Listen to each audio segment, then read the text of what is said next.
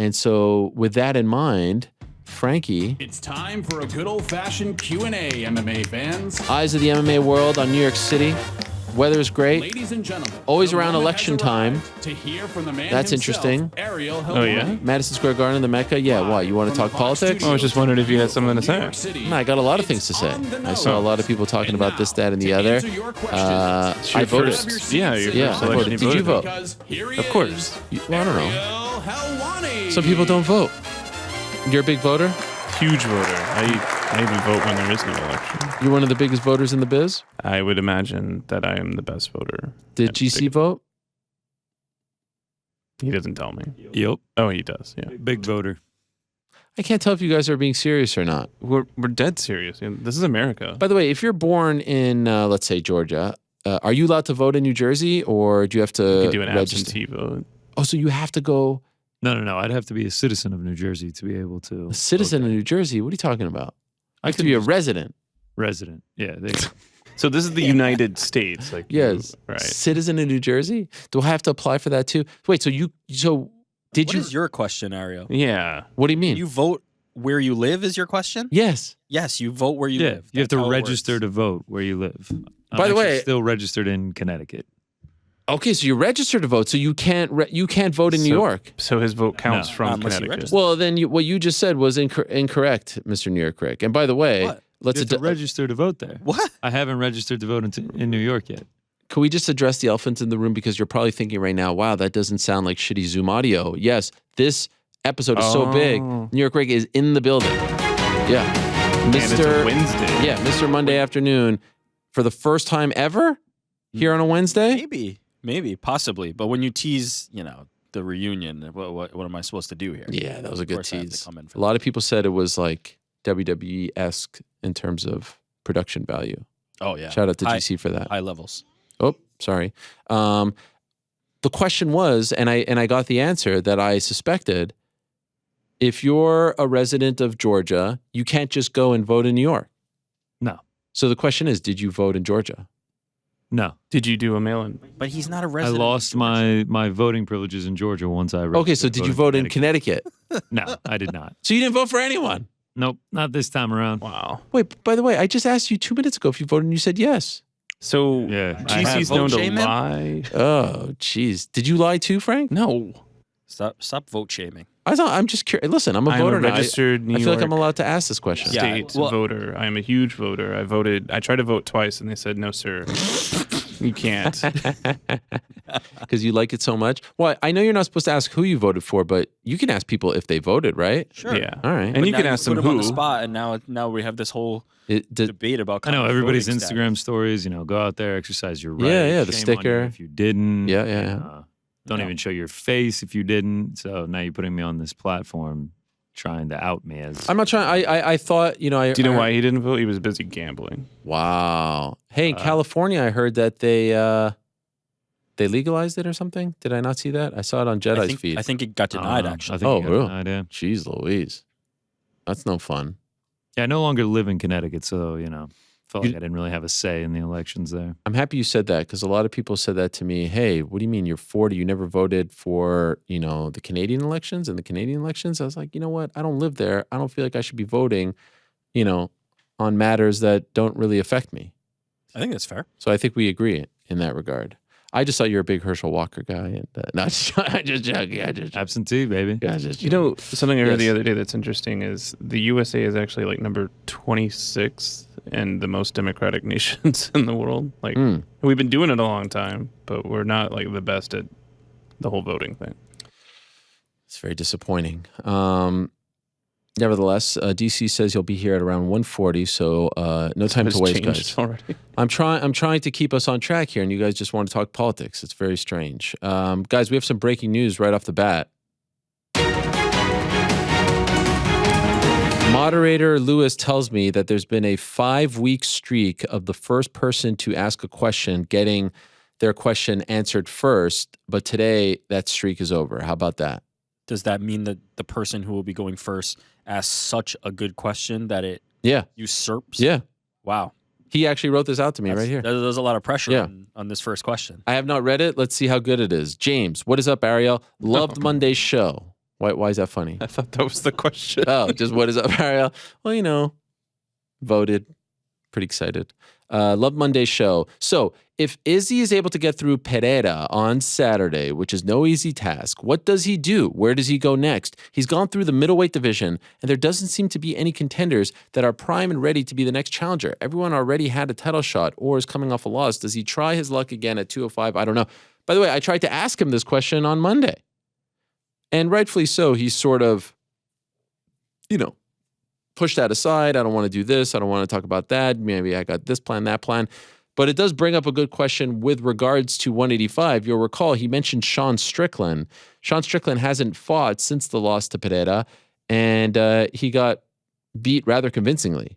So yeah, here's the lineup underneath Izzy right now. And this, of course, is a testament to just how dominant he has been.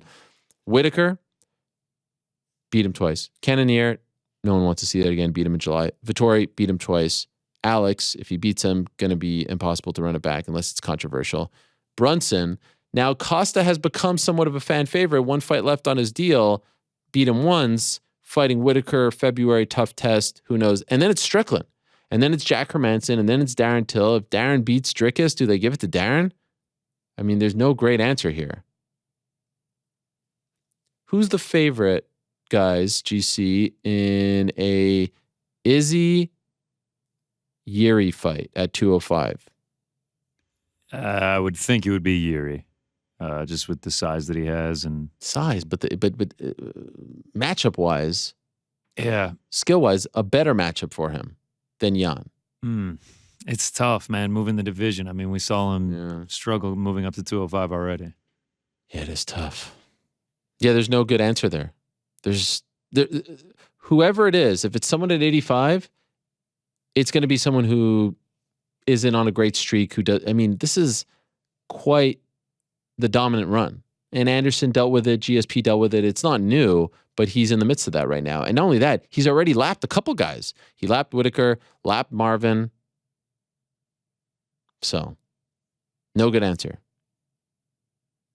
Let's see. Let's see how it goes. Now, Lewis adds this. I have something to add once you've answered James. With the division where it is, clean by Israel, could they run this fight again if it's of Yuri Glover proportions? In victory, Adesanya makes it 2-1 in the series, and the kickboxing history and storyline help make this a fight. Yeah, it's a great call by Lewis.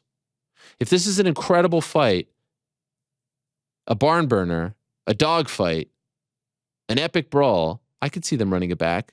I mean, we're getting Moreno-Figueiredo for the fourth time on January 21st. Why not do this for the second time, fourth overall in the UFC? I could see that. Not sure it's going to be that kind of fight, but I could see that. Did you guys hear my jaw just crack? Yeah, I was going to say. I literally said, did his jaw just crack? That was wild. Yeah. David Velasquez, which reminds me, top of the show, I should say, a hearty mazel tov to the Cain Velasquez family. Free Cain. Justice finally served, at least for now, for Cain Velasquez and his family. In case you missed it yesterday, he finally was able to get out on bail, $1 million, posted that he's back home, first time in 8 months. What a heartbreaking story. A story that I felt, I mean, who the hell am I? But it just felt like if the guy that he allegedly tried to attack was out, and he allegedly did what has been reported he did, and this guy is free, and Cain, who reacted as a parent, is still behind bars for 8 months. I mean, heartbreaking stuff. And so it feels like justice was served, at least for now. He's able to go back and be with his family during what I suspect is a very, very tough time. And then we'll see how the process plays out. So really, really great news. And I was reminded of that. And I saw the video of him leaving the, I guess, the jail cell, the establishment, prison. I don't know exactly what that was, government building. And he just seemed, honestly, at peace and filled with gratitude and love. And Cain is such a nice, humble, soft-spoken guy. Expect nothing less from him. And that's why this whole story was so shocking and heartbreaking, because he's a gentle giant. No one speaks poorly of Cain Velasquez. Everyone loves him. Everyone admires him. And so I just wish him the best. And David's last name reminded me of that. So happy we can rejoice about that great news, and I'm sure we'll talk to DC about that later in the show. Great show Monday with the CKB boys, David says. 2 questions. Will Izzy get an immediate rematch if he loses on Saturday? That's a good question. I think so, right? No? He'd be 0-3. No. He doesn't get an immediate rematch? No, I'm saying UFC is not counting Right. his 2 kickboxing losses. I think he would. What if he gets knocked out? I mean, Kamaru Usman got knocked out. Yeah. He's gonna get a rematch against Leon Edwards. I think Israel has earned that right, and will probably get that right. Don't you? Like, I feel like it's the right thing to do. Also, who else is out there? I mean, I guess there's a bunch of fresh matchups. Whitaker, for Alex, yeah. There is. They could keep the train rolling if they wanted, but I think Izzy has to, right? Yeah, I agree. Number 2, does it seem plausible that the winner of Poirier Chandler would leapfrog Dariush to fight Islam for the lightweight belt if Volk is a no-go? Golly. Well, I'll tell you what, winner of Poirier Chandler, bigger draw. But I mean, that would be a tough sell. Those guys already fought for the belt and lost. Poirier on multiple occasions. Tough sell. Would be the bigger fight, the money fight, all that stuff. But I think it'd be a tough sell. So I'd say no, but crazier things have happened, and I certainly wouldn't rule it out. Carl. Hello, Ariel Helwani. Hello, Carl. If Izzy wins on Saturday, he will hold wins over 8 fighters at the top 15, not to mention 2 decisive wins over Whitaker and Vettori. Assuming a win on Saturday, does Izzy claim the spot as the greatest middleweight in MMA history, or is he just a homeless cat? I don't know, man. Anderson started his runs. How many title defenses did Anderson have? I think he had 10, 11, something like that. Certainly, number 2, definitely in the conversation. Don't know if he's quite there yet at the moment. Do you agree with that, New York Rick? I think it's Silva for now. For now. But I think he's making a very strong case, and if he keeps this going, I don't think there's any doubt he can eclipse him. Mm-hmm. The run that Silva was on in his prime was very special. And I think Izzy's stacking up, but it's not quite there yet. I think he's getting close, right? He's getting close, but not quite there yet. Definitely the closest that anyone has ever been. Alec, top of the morning, Ariel, was curious why you are so against interim titles. I think most of the time they are dumb and unneeded, but from what I understand, interim champs get the pay-per-view points that most challengers don't get. Yes, I've said this. I think I'm the one who has reported this, right? So why don't you push for more of them just for the fact of more fighter pay? Thank you and good day, brother. So that's the thing, right? I've said that. I said that to Arnold Allen last week. I don't love when they introduce them just for the sake of selling a pay-per-view, but I love the fact that they get pay-per-view points if they win. So yes, I'm torn. Ultimately, does it matter? No, who cares? If I had to pick, do you want them or do you not? Of course I'd say yes, because they get the pay-per-view points. But it would be nicer if they can just, there was a series of fights that they made back in 2018 or so, and those felt like, they were just making, there was like the Colby fight against RDA. There was just a series, I can't remember now because it feels like it was so long ago, but there was just a bunch of weird interim title fights, and that felt like, it felt like they were watering them down, watering the belts, the official belts down. They don't really do them anymore, and I think these days, whenever they do them, it's warranted, like with the Moreno fight this past summer, so I don't hate them as much. Amy, can you shed some light on what is next for Valentina and why haven't we seen her in so long? I think it's partially because, there isn't a clear cut. They might be waiting for Tyla. Grasso Manon, although I just saw Manon had surgery. And I still maintain that Amanda Nunes should be her next challenger. I think that they should beef up that Brazil card. Charles isn't going to be on it. He said that already. And by the way, what is up with that freaking... I went out with my family on Friday. I come back and there's a tweet that says that I reported that it's going to be Charles Oliveira versus someone. Fiziev in Brazil. I never even hinted at that. I never even insinuated that was in the works. I never even leaned in that direction.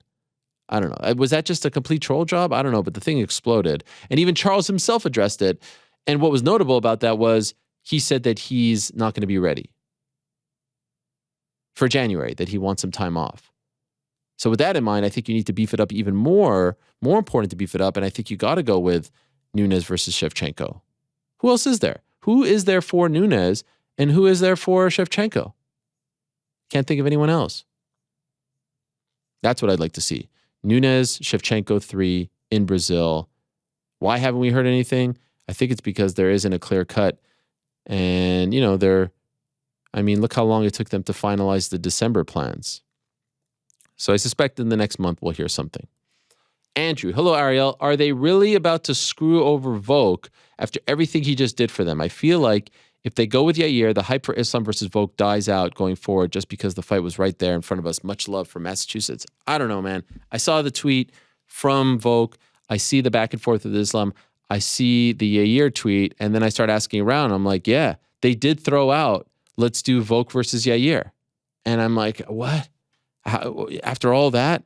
Now, is it a question of Islam wouldn't be ready for February and you need Volk on that February card in Perth? All right, fine. But February's in 3 months from now. I don't know. Doesn't make any sense to me to not do this now. It's perfect. Like I said, no clear-cut guy at 45. Only one guy that has a real gripe at 55. He doesn't really seem to care all that much. At least that's not what he's saying publicly. And also, he just met with Dana White. I saw the picture. He seems happy with where he's at. Make that fight. That's the big fight for Perth. What else are you going to do for Perth? That's a big-time fight. I mean, Volk fighting anyone is big time enough for that area, but this is special stuff. So yes, it doesn't feel like it's as clear cut. Their team seems confident that they will get it done, but a little dicey there as of late last week. Volk is in town. I think he's doing media day tomorrow, so we'll get more answers. I'm sure people will ask him about it, but yeah, it felt clear cut. On October 22nd, they were in the cage. They shook hands. They hugged it out. It was all nice. He called him short. And then it's like, wait a second, maybe we're going to go in a different direction. Now, the thing you have to understand about doing these champion versus champion fights is, you're using up 2 champion slots. I get it, as opposed to Islam fighting someone and Volk fighting someone. But come on, make that fight. That's the special fight. It's very rare when it just feels that clean. Plus, he was the backup fighter. He weighed in. He did all that work. He's in the cage. Come on. Eyes are all weird. Matt, what is your early prediction for number of pay-per-view buys for the PFL card? Golly, not sure it will be indicative of future pay-per-views given the poor timing and loss of Burgos, but I'm interested to see if Kayla can sell at all. Black Friday, there's stuff going on. World Cup will be going on. I know they're not going head-to-head with it because it'll be during the day, but it's going to get lost in the shuffle, right? Is there football on Black Friday? There's college, right? Yeah, college football. No NFL. But I think next year they're doing NFL on Amazon, right? Yep. I read that, which is a brilliant move on Amazon's part. What do you guys think? 30,000? If that? 20,000? Yeah, tough to put a number on it. I will not be buying it. You're going to go, right? Yeah, it's because I'll be in attendance. Yeah, that's good. I'll be at the old Hulu Theater. I don't know. What do you think, New York?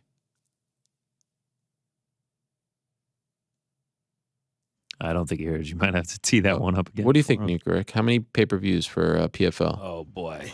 30? 20? 15? Yeah, it's not going to do well. It's just possible 10? Less than 10? This one doesn't make any sense to me. Yeah, there's no baseline. You can't establish a baseline because this is a one-of-one, in my opinion, premature for a card that is a good card that doesn't need to have that additional pressure and expectation placed on it. But yeah, I'm also planning to be there, and I'm sure that there will be a lot of fans in New York that end up going to that. But doesn't make sense to me. The pay-per-view just doesn't. Should have put this on ESPN linear, right? You want to showcase your best. Linear and plus. Yeah, that's what I mean. Yeah. You put it on for the people who are your loyal fans who are streaming every event, and you put it on TV. By the way, I'm looking at the chat right now. GC Ben Davis says he's going to shoot a double leg on you when he sees you. Sick. Can't wait. Oh, yeah, he's going to be here for PFL. Can't make it for UFC, but. Wow. We see where his allegiances are. New color. No, play-by-play guy, right? Ben the Bane. Empire MMA, I think. A little Colombian action. Now, I wonder, is he going to fly to Colombia? I would hope so. What do you think he's going to do? One of those remote deals? I don't know. Colombia, that's an exciting trip. It's exotic. I have no idea. Burgos is a hit. I don't know how big of a hit it is, but I think anywhere between 10 and 50 is a fair answer, and I am really, really curious to see. Also, the price point a little high, right? Thought it could be a little bit cheaper than that, so we'll see. But tough time, a lot going on. Would have been nice, free, linear, plus, sit back, eat your leftover sandwich there, right? I know Frank's a big leftover sandwich guy. Yes. A little cranberry sauce, a little stuffing. Actually, just turkey and mustard. Seriously? I can't believe this is such a shocker to you Wow. guys. Leftover Thanksgiving sandwiches, turkey and mustard? I don't even wait till the next day. Like, after I'm done with the main course, I'm like, yo, where's the roll and the yellow mustard?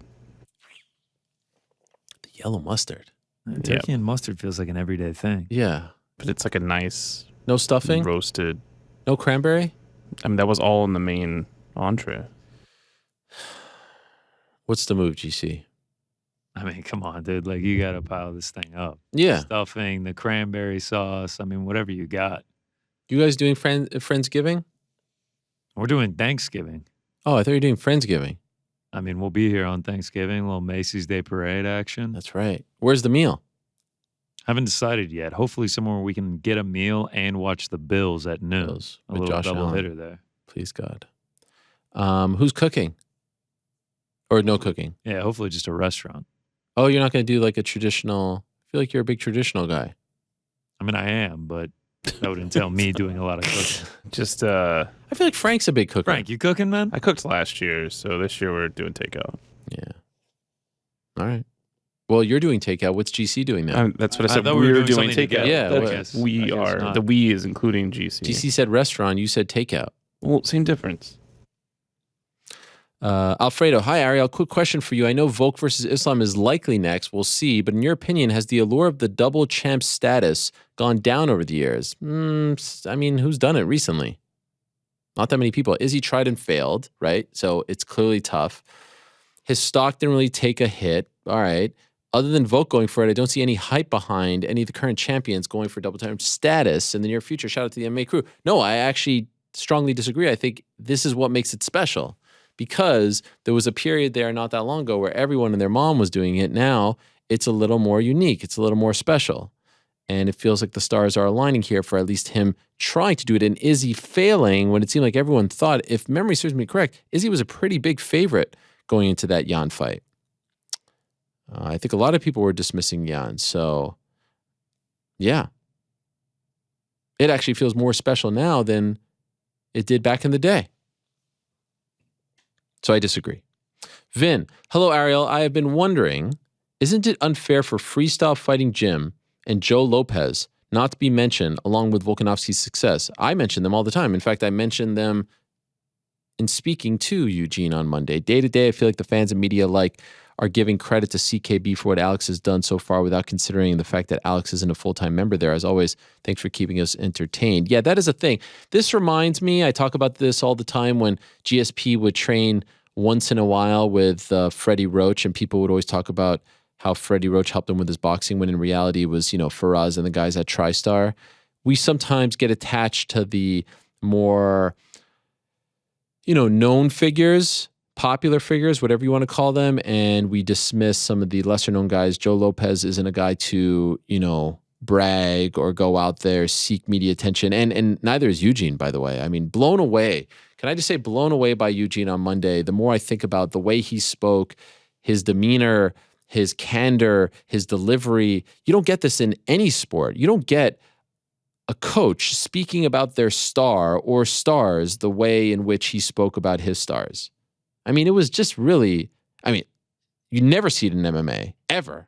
you see quite the opposite. But the way he spoke was pretty. Excuse me, my water fell. What happened there? My water fell. Right. Was pretty incredible. Now, does Joe get the credit that he deserves? Probably not. Alex is a sort of member adjace, if you will, of CKB. But yeah, you could say he doesn't get the credit. I feel like I always mention Joe, and I mentioned him to Eugene on Monday. Interesting note there from Eugene where he said that he wasn't in favor of Alex moving up. That's what I love about Eugene. He just offers this stuff up. Like there is no sugarcoating. There's no fear of backlash. There's no worrying. He just tells it like it is. And then he just walks out. Has no idea what the people are saying online. It's incredible. Olajuwon Dream, my guy. What up, Ariel? GSP has recently said that he is now free from his UFC contract. He hasn't completely ruled out returning to some type of combat sports as long as it is properly organized and for a good cause. If GSP was to return to combat sports, who would you like to see a matchup against? And in what sport? Have a great show today. P.S. So hyped for DC in studio. Yes, so am I. Equally as hyped for the card this Saturday too, Izzy and Still. I got to be honest with you guys, unless it's some like grappling thing, I really don't think we're seeing GSP in any form of combat. Like nothing that he's getting punched in the face for. Like in speaking to him off air at the Jake Paul fight last month in Arizona, this guy has no part of his body that is telling him that he wants to do this. Like there is not one shred of DNA in his body that says, I want to do this. I miss this. I want to get back in there. I want one more fight. I want one. He had his moment. Actually, 5 years ago today, he was in studio after the Bisping fight. He had his moment in the sun. He had his incredible comeback fight. He became double champ, and I think it's out of his system. Now, there was this opportunity against De La Hoya. He's gotten a little bit older since. I really don't see him doing anything like we've seen the likes of, Anderson do, Tito Ortiz do, etc. I just don't see it happening. A grappling thing here, a karate, not even a karate combat thing, because that's, punches and kicks.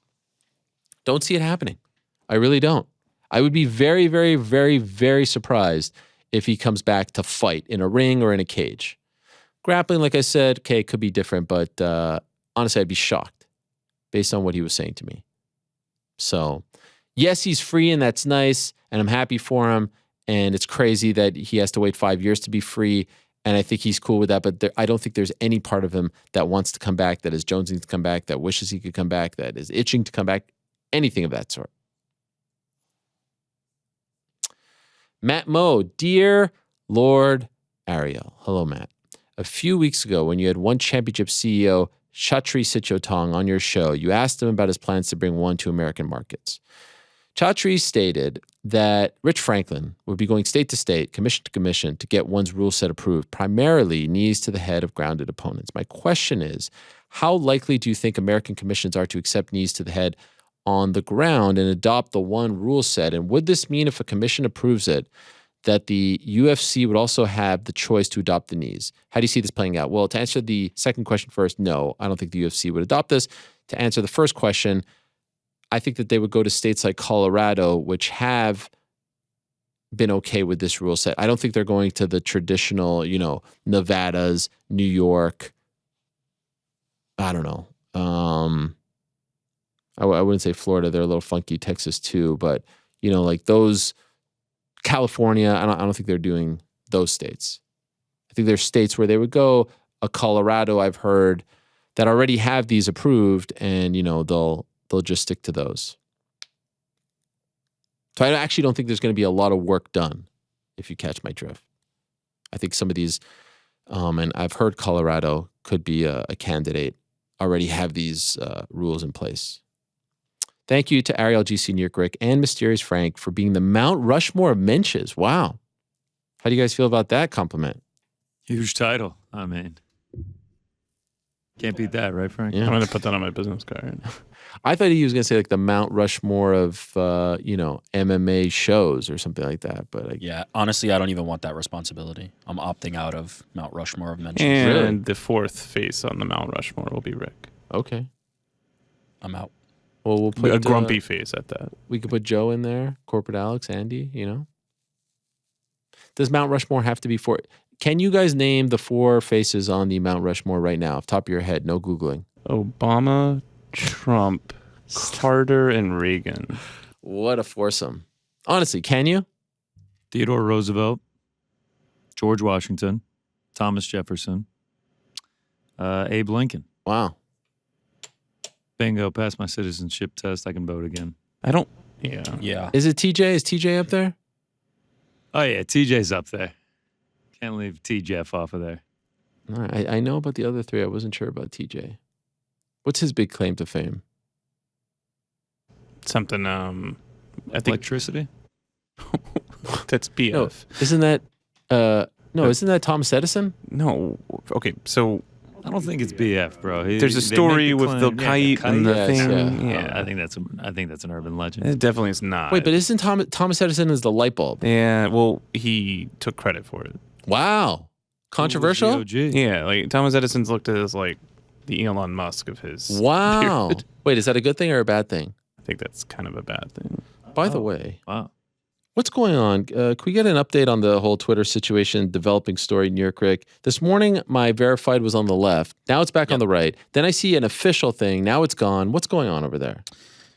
You are seeing the changes to the platform happening in real time, is what you're seeing. This is fun. My understanding is the official tags are removed now Why did they introduce them?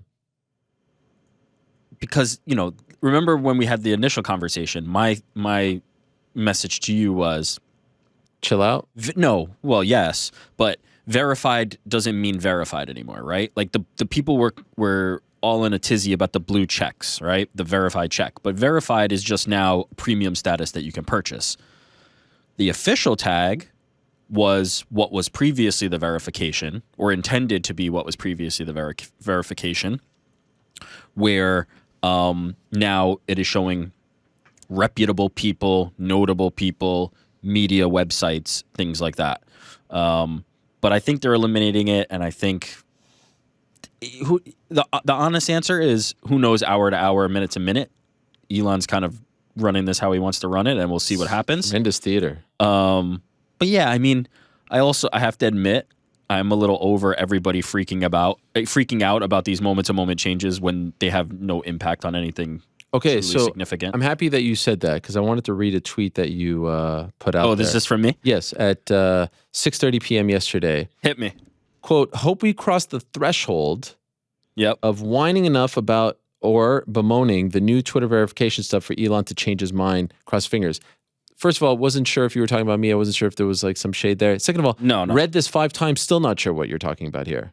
It's sarcasm, Ariel. No, I understand, but what do you, I feel like there's a collective feeling on Twitter that like if everybody whines enough about it, all of a sudden something's gonna happen, and it's not just enough. I don't need. there's to a lot see of your- threatening, right? Your whining tweets about what's gonna happen on this verification process. Like, get off the platform, stay on the platform. Enough. Like, What about the people who are like, I'm starting my own, here's a Google Doc? God bless. What does that even mean, a Google God Doc? bless. What are we all just supposed to like log into your Google Doc and talk Exactly. about random shit? What is going on here? Am I supposed to say who's on the MMA hour on this random person's Google Doc? There's a lot of complaining, and I'm saturated because You've my had life enough. is my job is entirely on social media, so I have to. My eyeballs are bleeding from people complaining about the verification process when they know nothing about it and what's going to happen, and are already predicting doom and gloom. It's and great just looking theater, for I a must space say. to whine about it. It's amazing theater. Like I feel like this is like a true mystery right now. Every day Yeah. you check. So why, by the way, why did the verify tab get moved? No idea. I was very confused there. But what I think is Elon Musk is obviously playing this very transparent in public. Transparently might not be the right word. He's doing but air quotes. He's doing it in public, right? And people are not used to that, right? Mm-hmm. Like if something was like this was normally happening in another scenario, this would all be happening behind the scenes, and then there'd be a press release, and this and that would come out.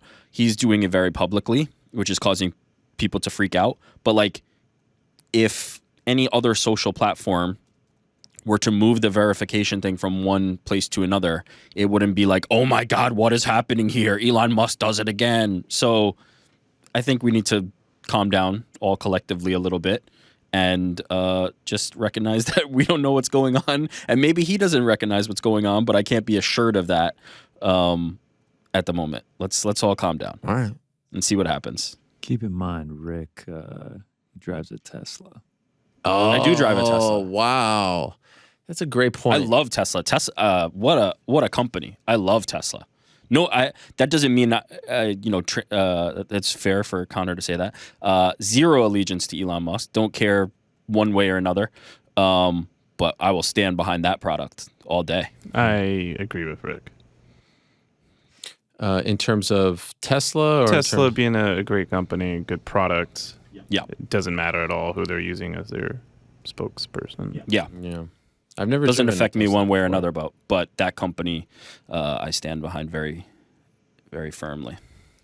All right. There's your Twitter update from social media expert. Should make The that update into is a that there is no segment. update. I know. I saw the tweet. I wasn't sure if it was shade. I didn't. At you? I wasn't sure if it was a. No, I feel like you're whining not at all about it. Like, are I'm you over it? are you By the way, complaining I'm about not, this? I've not complained about it once. All I said so was I then why would it hope be it at burns you? to the ground. Oh no! So then why would it be at you? I wasn't sure. I'm sick of the complaints. I'm just sick of the. We name names. Who's complaining the most right now? If, I mean that Reddit that is list would be complaining the too most. long. Every single person on Twitter seemingly is complaining about this. And it feels like Reddit has become Twitter. Oh, now it's gonna be 20. Now it's gonna be 8. I can't believe this. Like, who cares? Yeah, who cares? Go away. Yeah, seriously. If you're that, I mean, really, get a life. Enough. Honestly, I would like my blue tick to go away, if only so I could feel for a moment what it's like to be a common folk. You know? I mean, it might honestly.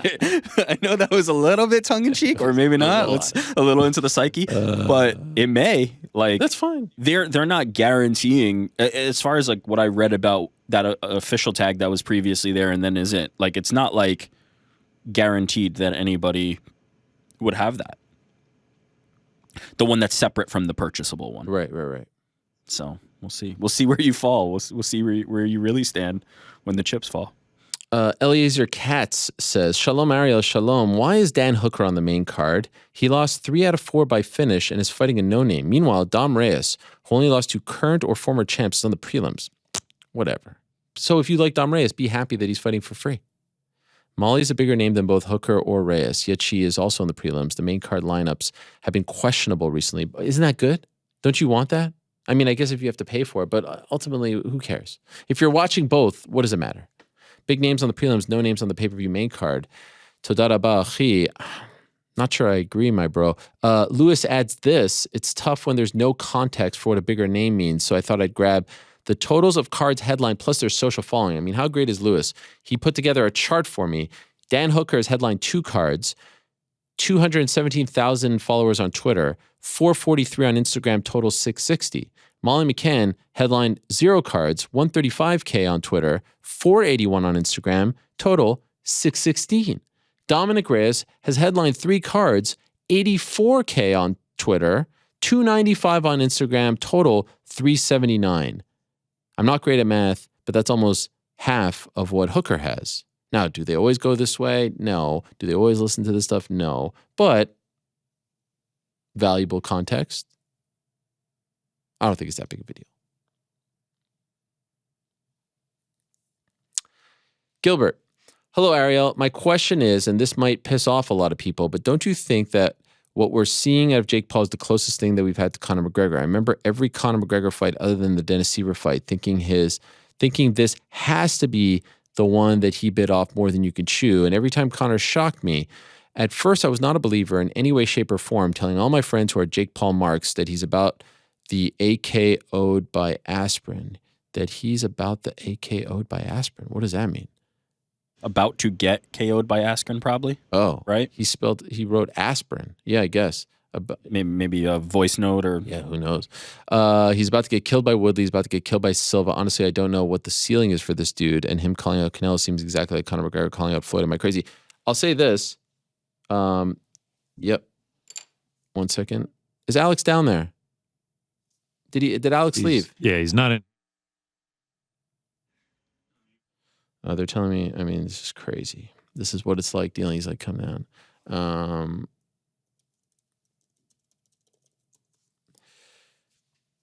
Does Alex know what DC looks like? Oh man. No, I mean, I just said.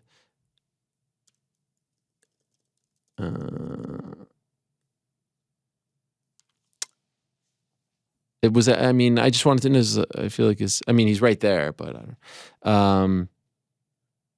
Does DC know what Alex looks like? That's a great question. That is a great question. The answer is unequivocally no. He's never met Alex. I mean, maybe in the old days he met Alex, but certainly doesn't remember Alex. Maybe someone could call Alex and see if he's found them, if he's located them. That would be great. Anyway, back. He's being called right now. All right, thanks. I do get some sort of deja vu when we talk about Jake, and especially the aftermath, because it does feel, look, I'm not going to compare their skills, but it does feel reminiscent of the Conor mania, if you will. I remember always getting annoyed with Jeff Wagenheim on the beat, and he's like, we still need to wait and see. He still hasn't done enough. He still hasn't proven his worth. He still hasn't done this, that, and the other. And it's the same type of narrative. Now, of course, Jake, a lot younger, the opponents are different, all that stuff and more.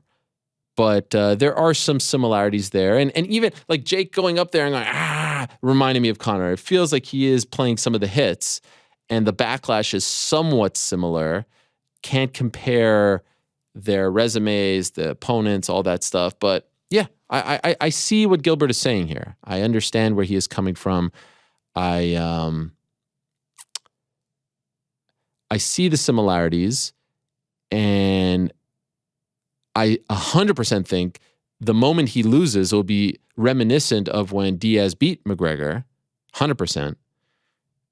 And especially if he gets knocked out, 100%. Remember when McGregor lost to Diaz, like people were dancing. You know, they were incredibly happy and tried to rub it in his face. Conor did a great job of disarming everyone and just kind of showed up and took it on the chin and was like, all right, yeah, cool. I'll be back and I'll fight him again and I'll beat him. I mean, he handled that loss better than anyone has in the history of MMA, dare I say, fighting. Didn't shy away from it, didn't cry, and there's nothing wrong with any of that, but like he just went up there, took it like a champ and said, I'll be back. And he did come back. So yeah, I see the similarities. And, you know, I think Jake was a fan of Conor's, and I think he's still a fan of Conor's. And so no surprise, right? No surprise that he's emulating some of the steps, and no surprise that people are reacting to him the same way. He's playing some of the same hits. I got my soccer water bottle here, guys. Wow, that is noisy. Annoying. I got I'm a little nervous here. Have we located DC? Yes, we have. DC in the wild? Yes. Okay. I mean, you saw the chat, right? I wasn't sure because it was in all caps. It was in all caps, so I couldn't see it. Okay. Dominic Helwani, I know you spent time with the family over the weekend, but I was wondering if you had watched or seen any of the WWE Crowne Jewel event, and if you'd be willing to share your thoughts since you didn't really talk about it on Monday. Cheers to you and the crew. Well, what about Logan Paul? I mean, this guy has had 3 matches now. No business being as good. And not only is he good, have you guys seen his frog splash? The guy gets up there like he's D'Lo Brown. I mean, the frog splash is insane. He's doing the kickback thing like Shawn Michaels and The Rock. He is out of this world. He's been doing this for less than a year. He's had 3 matches, and one of them was a tag match. Again, I know it's fun to crap on these guys, but how do you not respect them? And I will say this, Jake's work punches need a little work. And sometimes when you get guys who are so used to punching full force, it doesn't look great. But I don't know why he was falling. Did you guys see he was like punching and then he was falling? Needed a little work with the hooks. Needed a little work with the right hands. But overall, I thought it was a huge success. The only bad part about it was he tore every ligament in his knee and is probably going to be out for quite some time. Probably rules him out of WrestleMania, but they've got a star on their hands. I think Logan would be better off as a heel or not, his athleticism. I don't know how you watch that. You watch those clips, and I see the comments, even to him, like, oh, scripted, fake, this, that, and the other. I don't know how you watch that, and that is your initial reaction. I don't know how you actually watch that and say to yourself, oh yeah, that's fake, that's scripted. As opposed to, holy shit, that is athletic, scripted or not, doing that in front of a live audience, jumping as high as he does, doing the moves, hanging in there with a pro's pro, an all-time great like Roman Reigns, making it seem as like that is incredibly hard. And that takes so much skill and talent, especially for someone who's been doing this for less than a year and has had only 3 matches. And one of those was a tag match, which he competed in 50% of. I mean, it's really, really, really, really, really, really impressive. And he has found his calling. I mean, I wouldn't even entertain boxing anymore. He has found his calling, and I hope that the knee injuries don't stunt his growth and don't sideline him for too long. Rest of the show was okay. Always feel a little bit weird about the Saudi shows, if I'm being honest. Rest of the shows were okay. I'm looking forward to the War Games pay-per-view because I think the War Games gimmick is tremendous, and it gives a bit of a shakeup, I think, to the Survivor Series cards that have felt a little mundane as of late. I do think, I'll say this, I do think the product has slowed down a little bit. The momentum has slowed down a little bit. It's not as, on fire. And that wasn't going to stay and last forever. But it does feel like it's a little bit stagnant right now. So let's see what happens at War Games. Curious to see who the next guy will be for Roman. And yeah, like I said, and everyone got mad, like all of this goes in waves. Like I'm looking forward to MJF getting a shot at the belt in New Jersey in a couple weeks, 10 days. That would be huge for AEW. All of this is in waves. And that's the fun thing about having two competing brands. One time one's on top, the other's on bottom, vice versa. It was an okay card. The main event was fantastic. It was very fun. It was, I bet, more entertaining than most expected. I could see some people out there saying like, hey, he was a little too competitive. But I mean, I don't think you want him to get completely beaten down, right? You don't want it to be so one-sided. Maybe a little more in Roman's favor, but now we're nitpicking. All right, let's go to Scott. Good day, Ariel. How impressed were you by Logan Paul at Crowne Jewel? Oh, yeah, extremely impressed to see how quickly he's become as a legitimate wrestler. I've already addressed that. He's incredible. What do you make of the reported buys for Paul Silva? Are there actually buys that are out there? I haven't seen any numbers. New York Rick, have you seen numbers? Only thing I've seen is Paul saying that it didn't sell well. Yeah. For all the hype Jake Paul fights gather online, they just don't seem to be as successful when it comes to pay-per-view buys. Any thoughts as to why? I think the majority of his fan base are, young kids who like to stream things, right? I think that's part of the problem. We've addressed that, maybe putting it on an Amazon or something like that, and or even like on a Showtime on the app, and maybe it's $5. I don't know. But it's a problem when you are catering to such a young fan base and they just like to stream stuff. More often than not illegally. That's right, too. Yes, go ahead. I just had a quick question. Sure. I meant to ask before. How do you feel about someone buying a pay-per-view just for one fight, like the main event? Yeah, it's tough. But I mean, you do what you got to do, right? I mean, if you want to see that fight, then I did it for the Jake Paul fight. Yeah. I wasn't interested in the rest of the card. Wow, not even my performance? I just wanted to see. Yeah, I get it. Yeah. And did you feel afterwards like you didn't get your money's worth? No, I felt like I got my money's worth. Oh, okay. Yeah. Well, the problem is if you only care about one fight and that fight lasts a minute, then you really feel like adults. Right. Thanks for answering that. No problem. This guy writes, Scott, that's right, 2 questions about the Paul brothers, and to stay on brand, I made sure that one was about wrestling. Can I get a yes? Cosmo Kramer, question for G City. Oh, thank goodness. What are some of the cardinal sins or unwritten rules of gambling? I know unit shaming is a big no-no, but what else is frowned upon when it comes to sports gambling? Go Dogs. Go Dogs. Man, catch me off guard. I should have, looked ahead and read some of these questions. Cardinal sins. One that I can't stand is never say it's over until it's over. Like if you're with your crew and everyone's betting and it's like, this is over, we won, cash the bet. That's just like bad juju. I'm not a very superstitious person, but when it comes to gambling, I'm very superstitious. Mm-hmm. Don't call anything a lock. Don't give condolences when someone is lost. That's true. No hands on the knee. I don't really have like a list of cardinal sins. I'd have to think about this more. Yeah, I just like to have fun with it. I can't really think of sins. All right. If you think of something, let us know. Robert, good afternoon, Ariel, and greetings from Edmonton. Love Edmonton, one of the great arenas in North America. Rogers Place or Arena? Rogers Arena, Rogers Place. Anyway, it's great. You often ask fighters how they would feel about their kids one day fighting. A couple episodes ago, you had Saif Saud on. He mentioned that your kid packs a good punch. Facts. My question to you is the one you ask so many fighters. If your son told you he wanted to become an MMA fighter, how would you feel and what would you tell him? I mean, ultimately, I would say, support you, but 1,000% would steer him away from that. I mean, it's a crazy, crazy profession. It's not exactly the safest and healthiest. And the margin for error is so, it's that, right? And your window is that. And the chance of you being successful and being one of those guys who can have generational wealth or at least wealth for your own life is that, you're 1%. All these fighters that are retiring now, what do they have to show for it? And maybe things will change, but no. I would tell him, to save his brain cells and not get screwed over by promoters or managers and cover the sport. I don't know.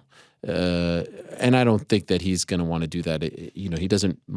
I try to get him to go to boxing class or train. But I'll tell you this much: he really hits hard. There's something about his right hand. I go like this to him, and he's like bang, and he nails me harder than I can punch right now. Let alone back when I was 8. So ultimately, you want to steer your kids away from that sort of thing. You want to support them, but which dad would talk about his 8-year-old and be like, I want him to be a fighter? I don't know if many would. Nick Jagger. Hey, Ariel, love the switch to Tuesday. Oh, he's talking about the questions. Yes, for now on, we're going to ask for the questions on Tuesday so that Lewis has a little more time. It seems to be good for everyone, so please make note. 4 a.m. was a little early to get a question in for Lewis over here on the West Coast. Respect. Great show and interviews top to bottom Monday, especially from Eugene Behrman. As a fellow NBA fan, is there a basketball coach in the league whom you would compare Behrman to in terms of coaching style and openness with journalists? And is there a coach you would love to interview someday? First one that came to mind was Greg Popovich. Second one that came to mind was Phil Jackson. Phil Jackson was known, but very strategically to sort of call out his players or criticize them in public, but there was always some sort of strategy behind it. I don't know if there was strategy behind Eugene on Monday. I think he's just like a no-nonsense, no-filter kind of guy. Yeah. What do you guys think? Popovich is one, Jackson is another, Pat Riley, but we're talking about the creme de la creme here, the top 0.01%. For me, Pop is the one that came to mind. Did Pop openly criticize his guys a lot? I guess he would say. Yeah, all the time. Yeah. And he's notorious for making Tim do the same work that the last guy on the bench would do. That's true. That's a great point. That is the one that immediately came to mind because Phil Jackson, known as the Zen Master and all the things you said, but not with the media super forthcoming. A lot of things were handled in the locker room. In fact, not many coaches are going to be like that. And to your point, Behrman is very rare in that regard. So Pop is the only one that I really think that really came to mind for me. Pat Riley, maybe? No, because that's all, cloak and dagger behind the scenes type stuff. Yeah. Everything with the Miami Heat and Pat Riley has always been kept behind the scenes. Pop is the only one who goes out there. I'm even trying to think of football. Or maybe Parcells, right? Even Belichick is just says nothing. That's the opposite. He says nothing. Who's a coach? Who's the most revered coach right now in all of sports? Who's the coach of coaches? JB Bickerstaff? Yeah. I do like JB, but he's a great coach, but obviously I'm not deluded. I don't know Krzyzewski, but that's no longer coaches. Yeah, no longer. I feel like people think GOAT coach, they think Bill Belichick. He couldn't be any more different than Eugene, right? I'm trying to think of someone who has the great Kirby Smart. Is that Georgia? Yeah. I don't even know who that is. Honestly, never even heard of Kirby Smart. God, wow. That is amazing. He's... But admittedly, I just don't like college football. I don't know what it is. I'm sorry. The reason I ask, who is so secure in their job that they could be comfortable enough to say that without any fear of any type of backlash, because that's ultimately the thing, right? I think there's a lot of, maybe not a lot, but there's a number of coaches who would be in that position. But the difference is that I feel like a lot of them feel like they're giving something away, right? Mm-hmm. The reason most coaches don't speak the way Eugene speaks and don't come on the show is because Eugene just told the world this camp was different than other camps. Here's how it was different. It took time for people to adjust. He's revealing things that could be viewed as quote unquote negative. For him and for his fighters, and because of the relationship that they have, it's not negative. It's just the reality of the situation, and he's opening for that for the world. But a lot of people, I think, would be reserved and scared to potentially do that because they're giving away information and that could potentially be utilized against them. But I think they're so they believe in what they're doing so much, and they are so unafraid of what could potentially come back and so prepared that I think he's able to be that open and that honest, while still at the same time you ask them certain things that they will hold back, right? If you ask what was the exact conversation that happened around that, every single one of them wouldn't tell you. Every single one of them, down to Eugene, wouldn't tell you what the exact conversation they had was, but they were willing to tell you what had happened. So there is still a layer that, even being open and honest, that they won't, peel that onion all the way back. But they're more open than just about anybody else out there. Would you agree that in MMA, boxing a little different, but in MMA, there's no one quite like him right now? Yeah, I would agree with that. I would 100% agree with that. I'm trying to think. I mean, there's been some criticism of other coaches who aren't willing to be critical at all and go the complete opposite way, right? Like be overly complimentary. The other thing we'd say, right, like it's a product of what you're talking about, and by that I mean because he's so open, we're willing to acknowledge it, admire it, and talk about it. But there might be other coaches who are just as hard on their fighters. There might be coaches who are just as strict. There might be coaches who hold their fighters accountable the same way Eugene does, but because they don't talk about it, we're not aware. We don't know, and because it's shrouded in secrecy, we can't really do that point of comparison because we don't know what's going on there. So it has a benefit for Eugene and for City Kickboxing and his fighters in that it allows us to admire what they're doing and talk about it and discuss it, in addition to, just feeling like you're getting an honest conversation out of somebody. I'm also trying to think of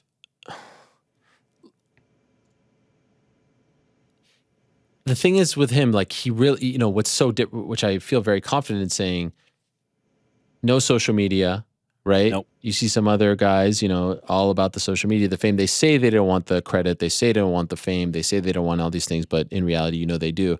I also feel like Eugene would be one of the very few coaches who would be comfortable throwing in the towel without fear of any type of backlash, right? Yep. There's other guys who are like, I would never throw in the towel because, in the back, someone would say like, yo, you just robbed me of X, Y, and Z. I think he would do it and just be like, deal with it. I mean, even him telling the story of, lying to Izzy about fights being available. Yeah. Pretty much said it all, right? Well, I think Dan Hooker, I think it was Hooker. I'm forgetting which of the CKB guys it was, but the way he described the difference between family and coaching, right? Yeah. Oh, it was Hooker because you were asking about if he would be a coach, right? And he was talking about like... Oh, no. Brad Riddell. Was there? Yeah. Yeah. Okay. It was Brad. Apologies to Brad. And talking about the what they have being a family and the differences and the sacrifices and the things and the difference in the relationship and the sacrifices that are being made. Yeah, I think there's full trust from the City Kickboxing team in Eugene, and I think there's full trust in Eugene to the to his City Kickboxing team, as long as they're operating on the same page and within the same parameters. So yeah, it's to me, it feels like a very special relationship. And I think I've told this on the show before, but obviously I used to work for Glory Kickboxing. Israel Adesanya was one of the kickboxers in Glory Kickboxing.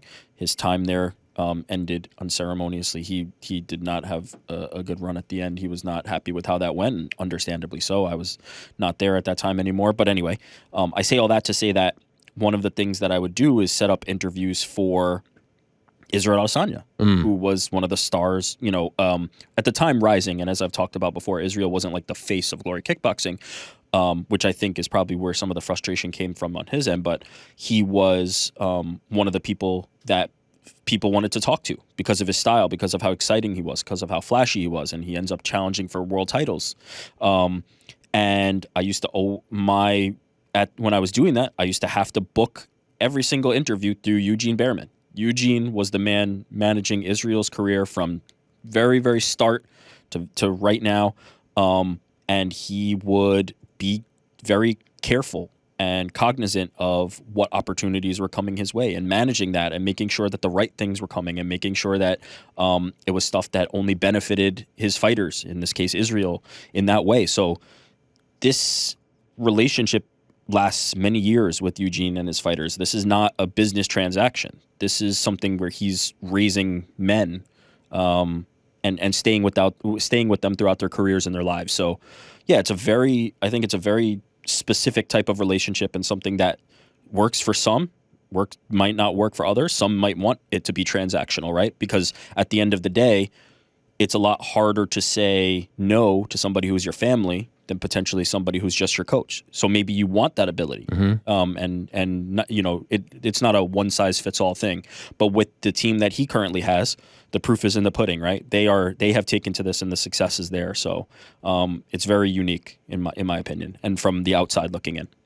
Well put, well said. We'll continue. Rob Dog, good day, Ariel. As a proud New Zealander and a longtime listener of the show, Monday's episode was everything I needed and more. I found the interview with Eugene one of the very best you've done this year, and I thought it was amazing that just 3 weeks ago I got to meet Coach Eugene while cornering my teammate in his very first fight. I couldn't believe that 3 weeks removed from a world title fight and 3 other huge fights in New York City, Eugene was cornering a couple of his amateur fighters on a small regional show in a small New Zealand city. It really speaks to his humility, considering how well his team continues to succeed. Following on from this, my question is, what other coaches, athletes, or support staff, managers, etc., have you interviewed over the years that walked the walk when it came to being humble, down to earth, and true to themselves despite their successes? It doesn't have to be MMA, but GSP strikes me as an easy one to spot. Shout out to GC. That guy keeps my betting account alive. Wishing you all the best from the bottom of the world. Great message. Thank you. GSP is up there. GSP hasn't changed. The guy who was just sitting right over there hasn't changed, to be honest. He is up there as well. Izzy, it's a little harder, but like when you sit with Izzy, he's the exact same guy to me. Exact same dude as when I first met him. I would put him up there. You know who's another one? And, I reached out to him yesterday. I tweeted about him as well. Frankie Edgar, who is retiring this weekend, never changed despite the success, the ups, and even the downs. Don't want to make it about this, but I'll just say, bums me out that the last 3 or so years I couldn't speak to him. That's not his doing. That's his manager's doing, and he's just doing what his manager says. Wish it wasn't the case, but nevertheless, doesn't stay... For me, doesn't take away how I feel about him or the fact that he didn't change. He would be up there as well. Who else is up there? I was going to mention someone. I mean, Stipe didn't really change. Chris Weidman. DJ, right there. Where is he? DJ. He didn't change at all. There's just some guys that just remain the same. Trying to look at the desk here. If I'm, Nate is big time, but Nate is the same dude as the early days as well. That's why I love the sport so much. It could be a little taxing every week, fights, 12 fights, 14 fights, whatever it is. But these characters, these personalities, these relationships, that's what really gets me excited. That's what I love so much about doing this particular job. Like Monday was great. And then the uniqueness of getting to ask, we could have had the 5 guys and it was great. But because Eugene starts it off, and I didn't plan for any of this, with talking about this meeting and everything, and then getting to ask Carlos about it, and then Brad, and then Dan, and then Izzy. That was fun, like that thread. And even now, I still feel like we got 5% of the story. Like, I don't really feel like we know exactly what happened, but it was fun to ask that question to every single guy and get their take on it all. Newman, hello, Ariel. Hello, Newman. It was fascinating on Monday's show to hear from Coach Eugene and the fighters about some of the coaching and motivational tactics that go on behind the scenes at CKB. I really admire the brotherhood between them. I do too. The loyalty, the friendship. I mean, we've seen this in other gyms. AK, we've seen it in probably most notably where they all, but this is a unique one, man, from a corner of the world that was never really a factor in MMA. and they all kind of travel together. And they all support each other. It's a really unique bond that they have. I can only imagine how intense their sparring sessions are. True. My question is this: if you could be a fly on the wall that lived in any MMA gym for a specific period of time in which you had unlimited access to all the training, sparring, coaching that goes on behind the scenes, which gym would you choose and during which time period? Examples: AKA during the DC and Khabib era, AT&T, not AT&T, ATT at the height of the Colby Jorge drama. There's a few that come to mind. Well, obviously right now CKB, Jackson's, right? There was a period with Jackson's with, John on top, Cerrone, Condit, Holly Holm, Michelle Watterson. So many fighters came through there. Alistair was there for a while. ATT, of course, Black Zillions back in the day. The Killcliff gym now, which, prior to that was Sanford, which prior to that was sort of Black Zillions. TriStar with GSP on top, Rory in the mix as well. SBG, when Conor was on top and the other guys were coming up, Gunner, and there was this, influx, Patty. That must have been a lot of fun. I mean, the CKB ones must be super intense. The AKA one with, there's Khabib, there's DC, there's Luke Rockhold, there's Kane, there's all the Dagestani guys. And even AK back in the day with Fitch and Koscheck and Kane just coming up and Swick and DC just coming up and Bobby Southworth and Paul Buentello and Rockhold coming up as well. It's tough to pick one, man. The AKA ones seem to be special too. Small gym too. Super small. Like when they were, AK used to be in a strip mall. Max83, hello Ariel. With the rise of Bo Nickel, who had an outstanding amateur wrestling career, and the likes of Askren, DC, or Brock, who all had incredible credentials as well, I was always wondering why Kurt Angle never took the chance to compete in MMA. You mentioned that he was one of the first interview guests of your career, and so maybe you can answer that. A gold medalist in the higher weight classes, I think he would be a force like no others. Greetings from Germany, my man. Guten Tag.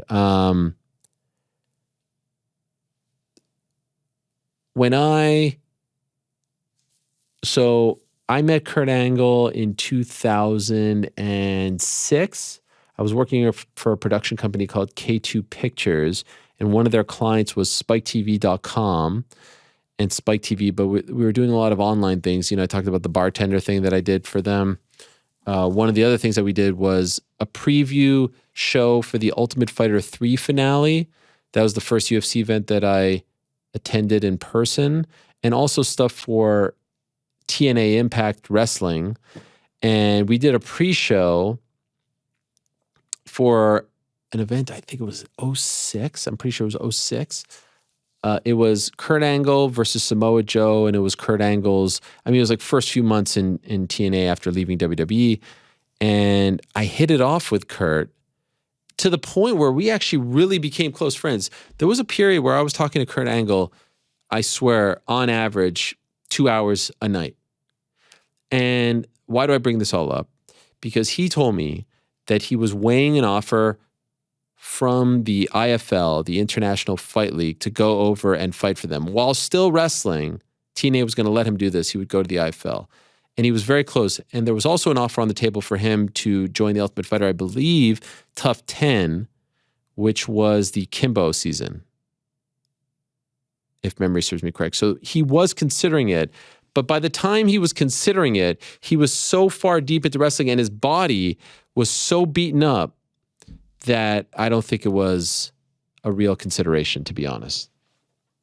His body was beaten up when he went to TNA. When he left WWE, his body was really beaten up. I remember to turn, to look at you, he wouldn't turn his neck, he would turn his whole body. He would be like, boom, as opposed to boom. So I don't think it was a real consideration, but we were super close. And then when I started my own website, jerrypark.com, he was my first guest. And it was timely because he had just been arrested for a DWI. He was going through some stuff, but he was very, very kind to me. He said that I reminded him of Brian Gewirtz, possibly because we both went to Syracuse. And he put me in touch with Jeff Jarrett. I had like an email exchange, maybe one phone call with Jeff about potentially joining the writing team. It lasted 2 minutes. They asked me if I wanted to, or I'd consider moving to Nashville. I said no, and that was pretty much that.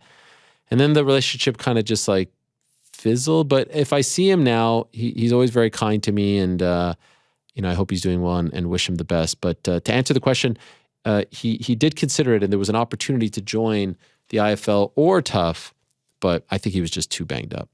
Taco enthusiast. Hi, Ariel. Everybody has somebody that keeps them in check, helps them grow, and calls them out on BS. In your career, who is the one person that has consistently been there to keep you in check, mentor you, set you straight when necessary, and push you to be your best? Man, that is a good question.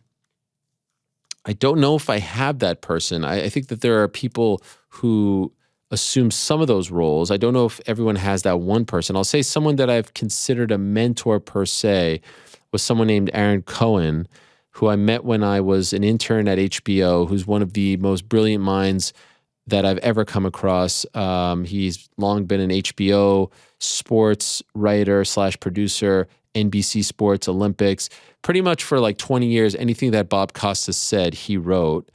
He's written a couple books, most recently the Dick Ebersol book. The guy is just absolutely prolific. He's now working for the production company that's head up by Connor Schell. I think it's called Words and Pictures. And I met him, and he was always very kind to me and always helpful. And I remember where I was when I was working for Spike TV, and I realized that it was time to go, and I wanted to start my own website and finally do this on my own. I was standing outside the Whole Foods Columbus Circle in New York City, and I called him and I asked him if he thought it was a good idea, and he said, yeah, go for it. And I remember that being the sort of stamp of approval that I needed. And we're still friends, and we played on the same basketball team together, New York Urban League, with New York Rick for a bit as well. New York Rick knows him for a very long time, for several years, and we're still friends to this day, talk quite often. So, do we talk every day? Do we text every day? No, but I think that he's someone that's in that mentor category. I mean, I've known my wife since I was 12, so she's known me for a very, very long time. And I think, if you know someone for that long, that helps keep you grounded and not think that you're the shit or anything like that, because, they knew you when you were a pimply-faced kid in 7th grade. So that's, someone that comes to mind. My parents, definitely. My dad would always tell me to not get too big-headed, or what would he say? Like, to not make my shoes too big or something like that. He would always say something about shoes. So those are some people that come to mind. Parents, wife, Aaron. I'd say the 4 of them have been the constants. Great question. Nathan Hernandez, my man Ariel, short and sweet this week. Hoping to get your thoughts on all things sweet science. Oh, thanks. Spence Crawford mess. Ugh, what a mess. I mean, what a mess. What a disappointment, right? I mean, this fight was so good, so anticipated. I mean, they've just been circling each other. Just a disappointment. And now we're left with what? Just a mess, an absolute mess of a situation. And you hope that they can make it happen. It would be good for both guys. And you hope it's not promoters getting involved. I think I might talk to Terrence in the next week or so we could get his side of the story. But yeah, extremely disappointing, especially Errol Spence had that, near life-threatening car accident. It almost was taken away, comes back. Unfortunate. Very depressing. How would you matchmake the next fights under the 135-40 weight class? Wow. I'm down with Devin Haney versus Kambosos. Excuse me, not Kambosos. Lomachenko. Sorry, we saw that twice. I think Haney wins. I don't think Lomachenko had the, jaw-dropping performance that some expected him to have in his last fight. Tank versus Ryan. I mean, if Tank and Ryan want to tell the world, like, yo, we could get it done. Crawford, Spence couldn't get it done. We could get it done. That's the one to make.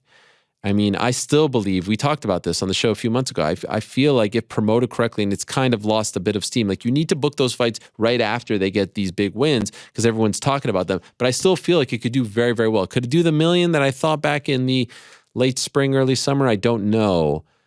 But I would love to see it. I would love to see two young guys with devoted fan bases, passionate fan bases from different demographic sectors of society coming together in their prime. I mean, maybe even before their prime. Who the hell knows?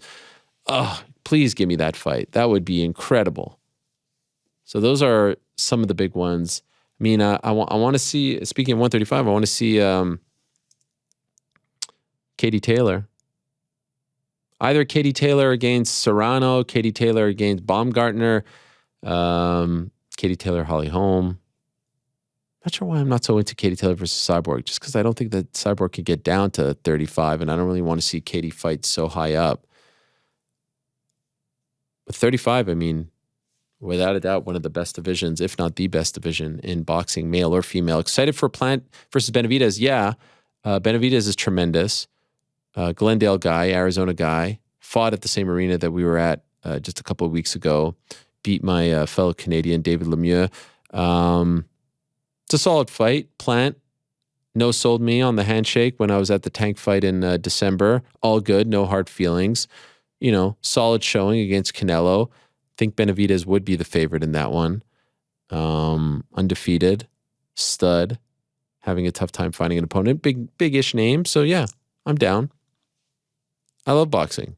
Always a lot of fun. A lot of youngsters coming up. Boots Ennis is one that comes to mind. Obviously, there's Shakur Stevenson. So he's in that 35 mix. I can't wait to see who he fights. Probably going to move up, obviously, because he missed weight. Heavyweight is a little bit frustrating, sort of like the Spence Crawford situation. I want to see Fury fight against Usyk and or Joshua. And of course, the big one this weekend, Deji versus Mayweather. New York Rick, do you have any interest in Deji versus Mayweather? Again, you know, sure, passingly, but I only really care about Floyd having a real fight. Like these fights against, you know, influencers, like, sure, it'll do fine. It's a little extra money in his pocket, but it's not it for me. Can you tell me, like, Deji is KSI's brother. Yes. I don't, like, what is his? Oh, what? I'm out of my. Oh, okay. I'm out of my depths here. Like he's just like he looks like a kid with glasses. Like I don't. Yeah, he's a content creating YouTuber, and that's about as much as I know about him. I'm not. Honestly, the same with KSI. I really don't know what KSI is popular for. I just know it's from YouTube. I guess my issue with this particular quote unquote fight exhibition, whatever you want to call it, is. In the past, we've kind of like faked that there's a chance that these guys will give Floyd a run for his money. Did we? I don't know. Who did? I don't know. Freaking Ryzen. I didn't. The Ryzen one. Come on, stop this. Who was the first Ryzen fight? Oh, okay. Tension. Yeah. Now see, there's levels to this, right? Deji and Tension. Deji looks like a guy who's asking him for a selfie. Yeah. And even his demeanor at the thing, he's like, I can't believe I'm fighting Floyd. I'm like, oh God, can we not fake this? The thing with Tension was he's a young kid. And it was not the right time, but he's a legit kickboxing killer. Like Tension is cream of the crop when it comes to that. And that was a one-sided drubbing. Listen, Floyd, I don't know how many times I have to come on this show and talk about how good Floyd Mayweather is, how big a pay-per-view draw Floyd Mayweather is. We're talking about all these boxing pay-per-views. They're just not Floyd. They're not Floyd, and they can't be Floyd. But yes, to your point, like this one doesn't feel competitive, but I'll be honest, like, you know, nobody really thought the other ones were competitive either. By the way, what do you make of DC's list there? Disastrous. I understand. Right? I understand him sticking to what he's sticking to, but what's he sticking? Obviously, do not agree with that list. Well, he's saying like, okay, these people never lost. The Nunes one it bothers me the most. Nunes is not. So it's not necessarily the Mayweather and Habib at the top. Actually, I have no issue with Mayweather. I really don't. I mean, would I put him number one? You know. No. Not really. I don't think he's the best. Mayweather's inclusion on that particular list is not the most offensive. Yes, is not the most egregious. I would say the Nunes one is egregious. Well, you know how I feel about who's the greatest female fighter of all time, so of course we agree there. Cyborg, right? I don't even think it's Nunes. Yeah, I think it's Cyborg. Yeah. So I can't agree with that. But I understand if his rationale is, look, these guys never tasted defeat, so I'm placing them higher. I guess I can understand the thought. I don't agree with it, but I understand the thought in terms of his top two. Nunes wouldn't be on there. And the Khabib thing is tough because it's like a bunch of what ifs. Would have been. you know? It doesn't work that way. That's not how this list goes. This list isn't a would-be. If you want to do a would-be, then fine, do the would-be. But as far as accomplishments, it has to be accomplishments. It has to be what they've done. I agree with you. Khabib's career just ended, and I would not that's have not. him. I'm not trying to be offensive. Like everyone takes it so personally. We're just talking. And again, by the way, if you want to do the list where, hey, this guy got caught, he's excluded, then I'm okay with that too. And he said that as well. Yeah. He said he'd have look, if you're not excluding anybody, he admits John Jones is the dude. Right. And I think that's where my list. Also, is at, for sure. I personally think, I know he's just doing a TV segment, and we're probably giving it a little too much airtime. I just saw it, so I thought it was interesting. Yeah. But doing a list of boxing and MMA together is a little silly, right? I agree with that. Right? Yeah, very, very different. Um, But yeah, I mean, it's not my list, not a great list. I agree with you there. But I guess, he's making his own criteria, as we all are when we're making up these garbage lists. And his criteria is whatever his criteria is. honestly, I could live with the Khabib one. It's the Amanda one that kind of bothers me. Wow. Yeah. You could live with Habib number 2. I could live with Khabib number 2. I could live with it. Do I agree with it? No. Right. I can We let had it the fly. George versus Habib debate just last Yeah, week. yeah, yeah. Or even, I don't even remember. What if, blah, blah, blah. Yeah. The Amanda one to me is crazy. I It's agree. just crazy. I agree with you. It's absolutely crazy. And I probably would do a separate, Men's and women's. yeah. And Amanda could be on the women's one. But I mean, there's just way more. I mean, top 5 greatest fighters of all time in the history of fighting? Boxing and MMA? Are you crazy? Now, what if the list though was, or he, presented the list as like in their absolute prime right now? Like, No. you take them in their prime, and you say this person has to fight anybody else in their weight class on the planet right now. No. Floyd and Habib would be up there for sure, Sure. right? Amanda would probably be up there in her absolute prime. Was there a woman on the planet? Yeah, but again, I don't think that the two should be mixed. By the way, as we're talking about this, Cejudo just tweeted to DC, yo, DC, you really are the golden fluffer. You know how hard it is to win a gold medal in wrestling and then 2 UFC belts? You chose the bronze medalist as one. Please redo this list. If we're keeping it a buck, yeah, I mean, Cejudo. Henry Cejudo, Clarissa Shields. Like, if we're talking about people who have achieved Katie a lot Taylor, of course. Wow, and Clarissa Shields got two Yes, Olympic yes. gold medals. Shitty weight class. But if we're talking about that, like, there is an argument for Henry Cejudo to have really like be high on everybody's list of combat sports. Yeah, no, 100%. 2 divisions, Olympic gold medal. Yeah, the list is trash. I mean, it's just absolute nonsense. Not great. We continue. A couple more. Oh, this is from Tony McGregor, our old friend. Hola Ariel, or Hola Ariel, I should say. Gosh, that was embarrassing. Your good pal T-Mac here. Quick question to you. Given your cleanliness nature, I am intrigued to know how you may approach this following conundrum. If you were ever to exchange a crisp $20 note in exchange for a product or service, this is incredible. Thank you for this, Tony. I'm enjoying this tremendously. Totaling $19.25, and you received 75 cents in coinage. Do you take the unclean random coinage or do you leave it behind? Please take the above from both a self-service checkout machine and a shopkeeper perspective. Personally, I gave up ever accepting coinage since 2018. Interested to hear how your fellow comrades would act in this situation. Also, all the best, Don T. Do you guys know what he's referencing? No idea. No. What is The infamous, come on. I really don't. You don't know this video? I don't. Oh, The Tony McGregor? yes, Where he's yes. wearing the slim suit? Yes. Sorry. This is an Coinage just sparked it for me. Yes. Okay.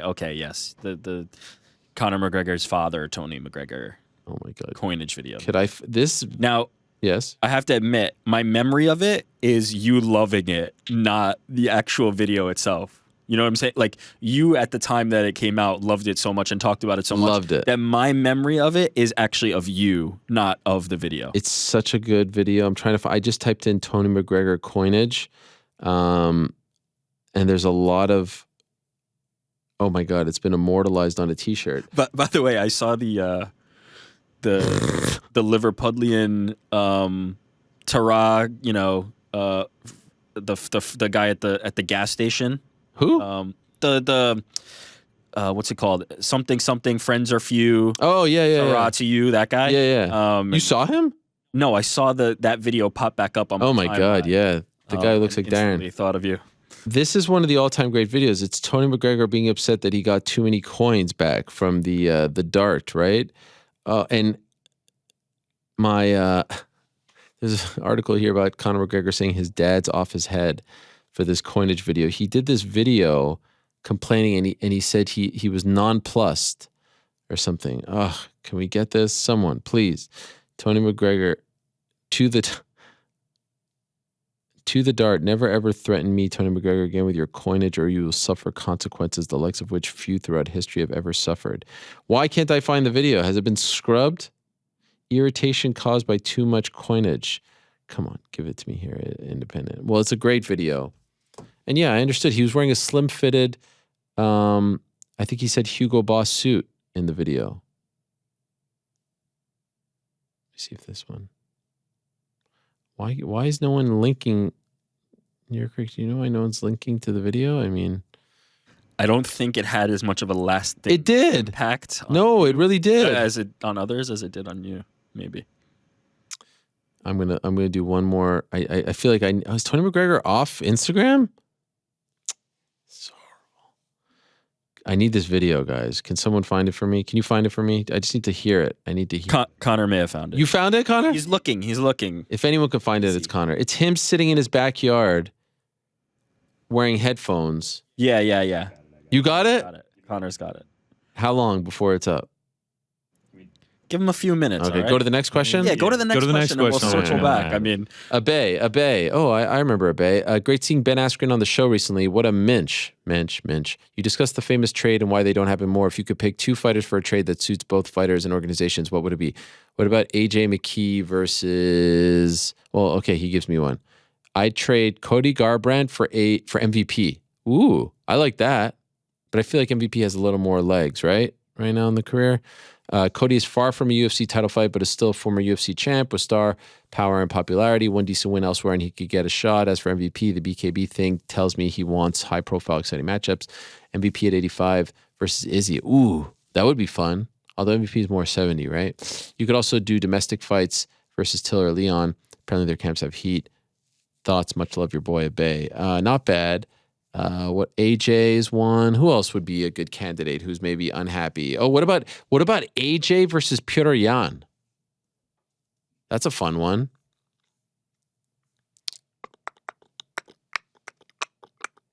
Trying to see.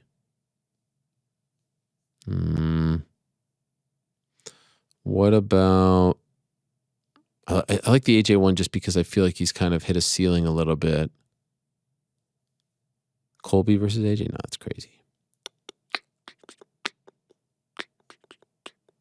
Tony Ferguson versus AJ. Would you do Tony Ferguson versus AJ? who am I in this scenario? Both. Like, would you okay this trade, or would you veto it? You're saying a trade. You said versus. Oh, sorry. You're saying sorry. Yeah. Tony for AJ? Nah, not if I'm Bellator. I don't need Tony Ferguson back for AJ McKee. No? What? I don't know. He's one of the young rising stars in the sport for the guy who hasn't won a fight in really, really long time. Nah, that's. What about AJ versus Petr Yan? Now, Petr Yan is more interesting, but not like if I'm Bellator, I'm banking on AJ McKee, but he's got a tough task ahead of him on New Year's Eve. I'll tell you that. So who would you do? What's a good trade that benefits both? We're thinking Bellator and UFC at the moment. I feel like that's maybe okay. Maybe I wasn't, because I mean, if you do Kayla is a good Kayla for who? Somebody.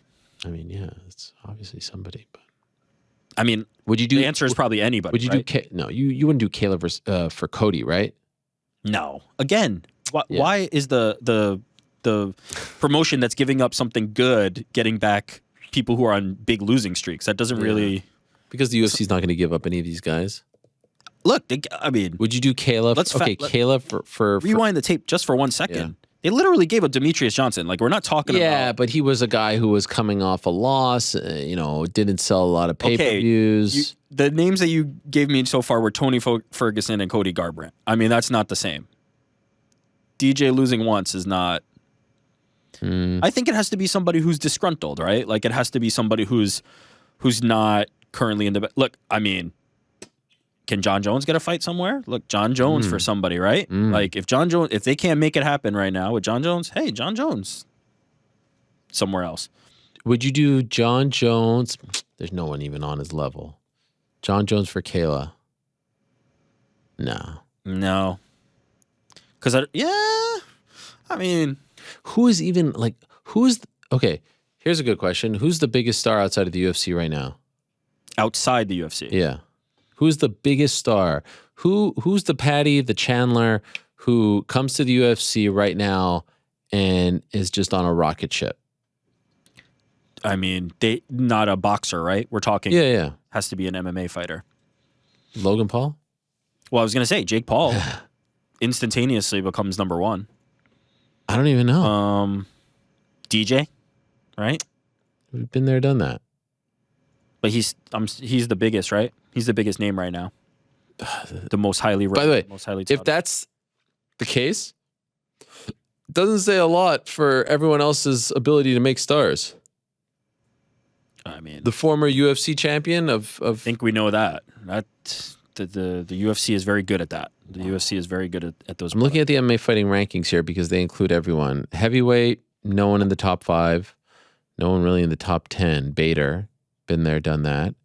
Light heavyweight, Corey Anderson, been there, done that. Middleweight, Johnny Eblin, not there yet. Gegard coming off a loss, nothing. Welterweight, Amasov, nothing. Lightweight, nothing. Jeez Louise. Featherweight. Now you have Patricio Pitbull. Yeah. Yeah. I mean, you know what? It might be Patricio, but he's not really a draw. AJ and Patricio are like, they're up there. Yeah. The thing is that, you want the rising talent to hit at the right time. That's kind of the thing. Mm-hmm. I don't know if DJ, DJ's probably the name, but he's not the one who would want to go. Is Kayla the biggest name outside of the UFC? It's possible. DJ bigger. I think DJ's bigger. Yeah, and I also think too. Wow. I also think you can get more. You could probably squeeze more out of AJ McKee or Patricio, just because of the number of competitors, Slim potential pickings, competitors. Yeah, the outside of the UFC, it's hard. But we're thinking about, in addition to ranking, also like drawing potential, right? Which makes it a little bit of a different conversation because there's still some very strong. Like Johnny Eblin's up there, right? Like Johnny Eblin is a great fighter. So young. Gone are the days where you had like a Mayhem, a Nick, yeah, that an day. Overeem. Yep. Gone are those days. So many events. All right, one more. Last one. Cole. Hello, Ariel. This question is for you as well as the entire crew. How do you fall asleep? Air conditioner / fan on? Specific bedtime clothes? Just briefs / boxers? Are you a cuddler? Do you sleep with one leg outside of your sheet? Do you fold your pillow in half? Do you sleep in darkness or fall asleep with the TV on? I know it's an odd question, but figure I'd hit y'all with a non-MMA question. I love the show and haven't missed one since the return. Best wishes. Wow. We addressed this a little bit, right? I wear it all. I wear socks. I wear sweatpants. I wear a t-shirt. I wear a hoodie. In the summer, I might go shorts instead of the sweatpants, but I'm typically usually wearing a sweatshirt. And I do have some clothes that I, keep for. I was a lot more strict about that, like certain clothes that I would only sleep in, but now I don't really care. I like it warm. I hate the AC. And my dad actually always did this thing where he would sleep on a pillow and then have another pillow over his head. I don't really do that, but I do like to cover my eyes, and I like it to be dark. It doesn't have to be dark. Like I know some people need no light, like nothing, window crevices. It doesn't have to be, but I know that's a thing for some people. I can't, no joke. I've watched the first 15 minutes of This Is Wrexham it has taken me 4 viewings, and I can't get by the first 15 because I keep having to like rewind, and then I'll fall asleep, after 3 minutes. It's crazy. I'm still on the first episode. I love it, and I look forward to it, and I can't go more than 4 minutes, and then I start it, and I'm like, I don't even know where we're at, so I have to go back, and then I'm still, I'm not making any progress here. It's a big You problem. watch it laying in bed? Yes. Oh, there's your issue right there. Yeah. I'm done. Where else am I going to watch it? Down, your couch. If I do that, I'm going to fall asleep too. Wow.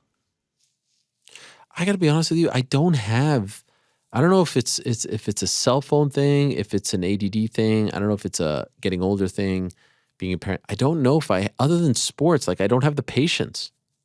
Oh, that's an Ariel thing. Yeah. Yeah, it's definitely an Ariel thing. Yeah. I'm not gonna throw you under the bus here. I'm with that. You have the patience to sit and watch a show. No, I don't. Yeah, exactly. I think it's an attention span. Like attention spans have been drastically changed and shaped by social Horrible, media. right? I can't focus the same way I used to be able Someone to. should have like a streaming service that only lasts like maybe 10, 15 minutes, and you could just watch them in It's called YouTube. quick bites. I like that. I like that idea. Yeah. You could hire a lot of big names for it. Maybe do just verticals. So like, I think this could be Yeah. successful. Interesting. Nobody picking up on that there? No. yeah. What is A it? great streaming service called Quibi. Oh, stop it. Yeah, that's a good Jeopardy What a question. disaster. How long did that By the last? way- Less than a year, right? Oh yeah, not like. I mean, few months. their timing was pretty shitty with the pandemic. Who Their could've- timing was yeah. bad, and also I would argue that the platform concept wasn't the issue as much as the programming, the content, right? Like it's driven by content. Right. They didn't have the content that people wanted, so it died. What do you guys wear to sleep? I am a shorts, not like boxers, no shirt, no socks, nothing. Fan on, AC on, Wait a second, blackout curtains. No shirt? No shirt, yeah. What? Jesus. He doesn't want to, make anything lose in his dreams. I don't know what that The shirt means. curse. What about Frank barging into my moment with DC? That was earlier? great. Yeah. that was TC great. loved it. Yeah, I bet he did. that was fantastic. Okay, so no shirt, fan on, AC on? Fan on, AC on. I have it Let's set go. up. AC's on a timer, so it turns off after 2 hours. Sometimes when I get up in the middle of the night, crank it back on. Eye shades on. Come on. Blackout curtains. Eye shades on? Oh yeah, man. Back in the day when I worked the graveyard shift, I would have to go to sleep at like 7 a.m., 8 a.m. in the morning. So I got into Okay. the habit of an eye shade, and now I can't live without them. Form to the face. Podcast on. Really? Sometimes This is fascinating. Oh, yeah. Low level podcast. Sometimes I'll What's a forget low to- level podcast? No, like low volume. Oh, okay, gotcha. Sometimes I'll forget to turn the sleep timer on, and it'll just start going through my podcast, and it'll end up on the MMA hour, and I'll That's- wake up like confused in the middle of the night, and I'll hear you talking, and Oh, it's that's like, awesome. oh god, what is going on? What's going on right now? What do you usually listen to? Like, what's your go-to? My go-to, been listening to it for like half a decade now. Is pardon my take. Really? Yeah, that's Are like- they every night? No, they're 3 times a week, but they're like 2.5 hours. So. So Yeah, that my girlfriend found this like sleep podcast where a woman like softly reads you like a nighttime story. you're kidding. No, it's Like, like what very kind of story? calming. I think it's called Calm, right? Any kind of story, like let's take a walk through the woods or let's go to the beach. It's like very calm, like it's and then they read it at half speed the second time to like really. How long is the story? Probably like 15 minutes. And is it a real story? No, it's like I think the name of the podcast is like Nothing Much Happens. It's just like we take a walk down to the And is it one of those like, oh, we're walking in the woods and you hear the leaves? yeah. Oh, okay. So And it's there's like effects. it starts off. It's like take a deep breath, like get rid of the rest of your day. You really need this? No, I don't need it. It's just all right. So since I was young, I've always listened to the radio on a sleep timer. I used to listen Like to that. Braves games as I fell asleep, Love that. and so it's just matured into podcasts. Interesting. Is it like ASMR or? I don't know. It's like white noise. It's like That's wow. that's what that is. Yeah. Yeah. She's like, it's yeah. You should listen to it. what does that stand for, Frank? ASMR? Oh, I don't remember. Why is this like Something about like you're sympathetic. Do you like it? sympathetic. No, it's all BS. Why?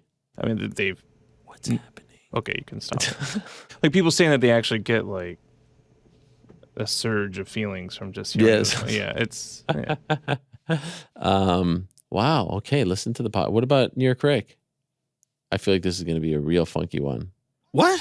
What is that supposed to? Hold on. Before what? What does that By the way, mean? can I just say, I don't out. mean to put you on the spot, but like, it's a whole different dynamic with you here on a Wednesday. I mean, I feel like, how's your Wednesday? I mean, I feel like this has to happen. Here's the thing about this. Almost better on Wednesday than Monday. Yeah, for sure. And here's the thing about this, and here's the thing about the jokes and the jabs. What jokes and jabs? You brought a lot to the look who's here. No, I appreciate that. But before this, it was everybody was a little too comfortable talking about, look who's showing up. Let me say this. Wow. Let me say this. Okay. Let me get this off my chest. First of all, while you're shooting? trying to. This is a shoot? Out of everybody in this floor right here, this little studio and the studio in this control room, the only one who's not paid to be here, the only one who pays to come in, that's a good point. pays money, Very good point. is yours truly. That's a great point. So it ain't exactly, just show up, come on in. It's nice to I have sacrifice. you. It's nice to have you here. Thank you. Can you hear By the way, you that can get behind the violin scenes. playing, though? You can get behind the scenes content with DC as he's back there. Hey, DC, give us your top 5 best fighters of all Fair. time. I was actually thinking that, but then it's kind of hard, especially when they have like an obligation to go to. You don't want to. Right. You don't want to stop that. Now, back to the topic. Why do we think that I have a weird sleep routine? No, I mean, I feel like you march to the beat of your own drum. Fair. There's always things like you listen to podcasts on like double the speed. That I nonsense. only listen to podcasts, no music. Which that's fine. But don't you You don't speed listen it to up? music ever? I don't. Well, see, this is the whole. Oh, here we the whole go. thing. Here we go. I don't seek out music, right? Like I don't have MP3s. I don't have a Spotify list. I don't seek out music. I'm not anti-music, which is what it's often works for confused no for, pay, right? doesn't listen to music. Like It's fascinating. nobody. If somebody's playing music, I'm not like turn that music off. I can't listen to music. It's just that I don't seek music. I listen to podcasts only. This is fascinating. Many people have attributed that to severe mental disorders. Wow. I fall asleep with a podcast. Is there a go-to? No, just depends on what I'm listening to at the moment. Most of the time, I'm gonna have to re-listen in the morning, similar to what you're talking about. Like I'm just missing it. Yes. But I'll fall asleep with a podcast. My wife snores very loudly. It's nice to bring me right into sleep. Yeah. It's great. Your wife snores. Is that a problem? No, Okay. she found. Listen, she's lucky. She found somebody who can drown that out very easily. I fall asleep like that. Can I tell you something about podcasts since we're talking? I find myself just going through the podcasts these days, like the library, and being like, I don't want to listen to this. I don't want to listen to that. Yeah, you start to I have fatigue. be even more selective of the. What is that all ones from about? Overexposure, same as anything else. We're just listening to too many. I'm in the same boat. Do you think people say that about us? No, because I think we are.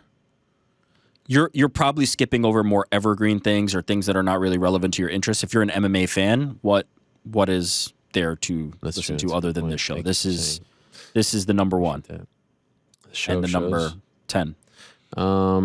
It's everything. I don't eat a lot. What about you, Frank? It's pretty simple. Oh, I feel like this is gonna be really weird. Wait, no, just one leg out. One leg usually out? of the blanket. Tighty whities? No, that I got more of a laugh than I would think it should, but okay. Frank, I'm laughing more at Aaron. No, I mean, I just the fact that he even decided to ask that question is I know, more what I I'm mean, laughing. Because he's like, being I'm not asked- giving him what he wants. He wants to poke the bear. No. I just he asked me the question. So one leg out. Okay. Pillow fort. That's Pillow just like- fort? because it's kind of a point of contention because like I use so many pillows, but I don't actually use them. I just kind of like put them around me. You like having a lot? Okay, I get that. And then I usually watch something on YouTube that deals with astronomy. It's like kind of boring, but also interesting, and then I just fall asleep. You need specifically a YouTube video on astronomy. Oh yeah, and like I tell people this, and like, oh dude, hook it up, like send me that video, and I do, and they're like, I haven't slept that well in so long. It's really good. That is so strange. What kind of what's the channel? There's a couple. They're all done by like physicists usually. So there's like Cool Worlds. There's one called C. PBS has one. Yeah, it's all really interesting stuff. You're like, that's cool. And then, wait, I'm asleep now. Wow. Okay. I And think Joe does the same thing. You really? He's not disagreeing, so yeah. Wow. But don't they say not to look at a screen before bed? Who says that? I don't know. People. I don't trust people. Okay, so I don't feel so bad about my sleep habits, if I'm being honest. I don't love looking at the phone before bed, but I'm watching the show that I really want to watch, and I just keep falling asleep. Maybe that's what's making you go to sleep. Yeah, I guess. But I could sleep through anything. My wife wakes up if someone, I don't know, like breathes too hard. I could sleep through anything. Kids come in the bed, don't even notice. Oh, you're here in the morning. Wonderful. Yeah, I can't be bothered. I don't know. Why are people so interested in our sleep habits? I don't know. They want to relate to people. They want to relate, yes. Like that US Us Weekly thing, right? Stars, they're just like us. No? Yes. Did we find the Tony McGregor video? It is ready to go. Oh, I can't wait. Wait, a little context here. Tony McGregor, the father of Conor McGregor, this is probably back in 2018 or so, is an icon, a legend, a one of one, just an absolute character. There should have been a show made on him already. I don't know why there hasn't been one. He was one time upset about the DART system, which is like the subway system, I believe. I think it's above ground, but don't take my word for it, in Dublin. And he took to social media to express his displeasure about a specific thing that happened to him on the DART. Here's this infamous video. Okay, everybody, good evening. I just to let you know about my travel experience on the DART this afternoon. That's the rail system that Dublin City operate. It's called the Dublin Area Rapid Transport, something like that, DART, that's what it stands for. Anyway, I was none too plussed with my experience on the DART. When I got to Lansdowne Road Station, I tendered a brand new crisp €20 note into the automatic machine, looking for a single ticket to Dunleary. They had the bloody cheek to give me back, and I'm going to show you this coinage, €20, 17.30, and a miserable little one-way ticket. They gave me all that coinage. I have no room to put those coins anywhere. I wear a slim fit, hand-fitted Hugo Boss suit.